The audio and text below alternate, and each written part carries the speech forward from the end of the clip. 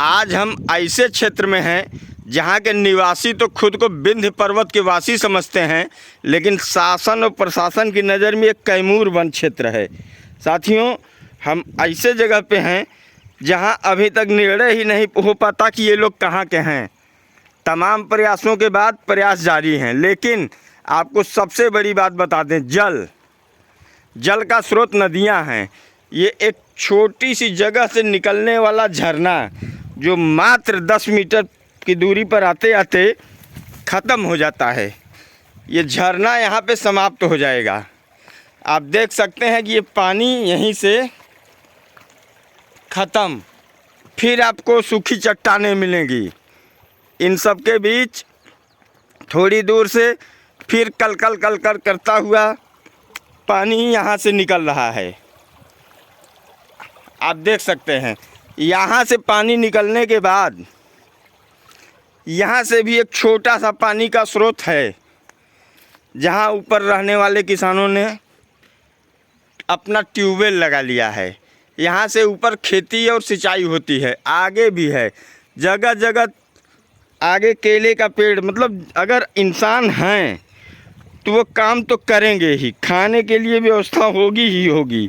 ऐसे में ये लोग तमाम प्रयासों के बाद, और मैं आपको बता दूं, इसी नदी पे आगे चल के चुनार क्षेत्र की जीवन रेखा यानी जरगो डैम इसी नदी पे बना है। नदी देखिए कितना विशाल होती जा रही है। आगे आगे हम और आपको दिखाएंगे। जो छोटा सा जल स्रोत हमने आपको दिखाया, उसके 50 मीटर दूर यह एक और नदी का रास्ता है पानी आने का, लेकिन यहाँ भी सूखी हुई नदी है। आगे से कुछ जल स्रोत थोड़ा थोड़ा निकल रहा है, जो यहाँ पे आते आते इतना विशाल हो गया। इसके बाद फिर कुछ मीटर की दूरी पर एक और स्रोत आपको मिलेगा, वो भी दिखाएंगे। जो सूखा हुआ क्षेत्र हम आपको दिखा रहे थे, वहाँ से नाले का रुख मोड़ दिया गया है और किसानों ने अपनी मेहनत से इस नाले को रास्ता अलग दे दिया। यहाँ से ये पानी अलग होते होते इधर से ऊपर चला जाएगा, जिसके ऊपर किसानों की फसलों की सिंचाई ऑटोमेटिकली बिना किसी संसाधन के इसी पानी से होती रहती है और खेती होती है। किसानों ने स्थानीय संसाधनों यानी सिर्फ मिट्टी और पत्थर से ये छोटा सा प्रयास किया और पानी उनके खेत तक पहुंचने लगा। लेकिन पानी तो पानी होता है, अपना रास्ता खुद तय करता है। मिट्टी के छोटे से रुकावट को तोड़ करके पानी फिर अपनी तरफ निकल गया।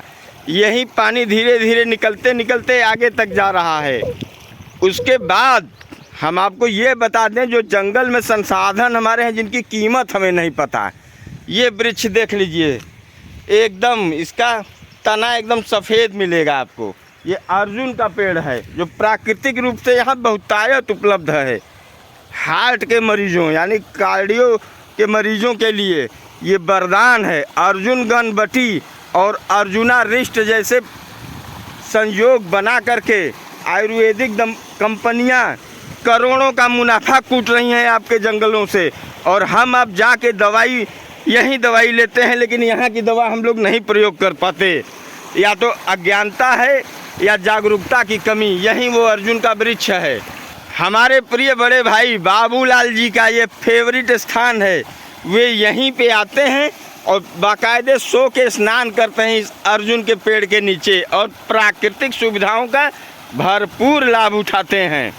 नदियों की एक खूबी होती है, वो जैसे जैसे आगे बढ़ती हैं उनका जल स्रोत और जल संग्रहण क्षमता बढ़ता जाता है, धीरे धीरे और स्रोत बढ़ते जाते हैं। उसी तरह में हम आगे बढ़ने का